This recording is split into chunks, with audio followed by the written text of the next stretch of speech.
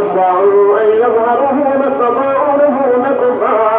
قال هذا رحمة من ربي فإذا جاء وعد ربي جعله دكا فكان وعد ربي حقا.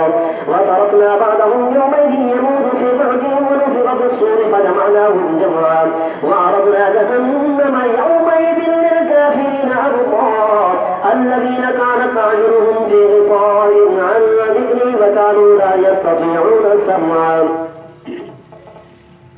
أفحسب الذين كفروا أن يتخذوا عبادي من دوني أولياء إنا أعتدنا جهنم للكافرين نزلا.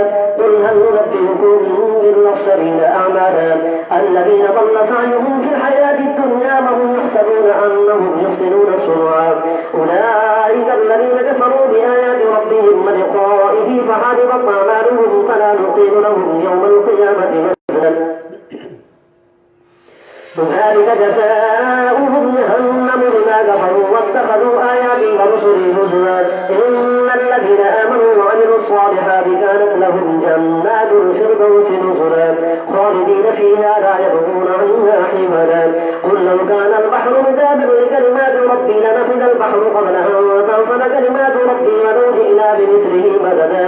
قل إنما أنا بشر مثلكم يوحى إلي أنما إلهكم إله واحد فمن كان يرجو لقاء ربه فليعمل عملا صالحا ولا يشرك بعبادة ربه أحدا.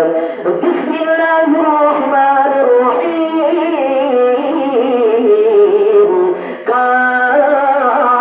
كافها يا عين عبده زكريا إذ نادى رب عنه مني فاشتعل الرأس شيبا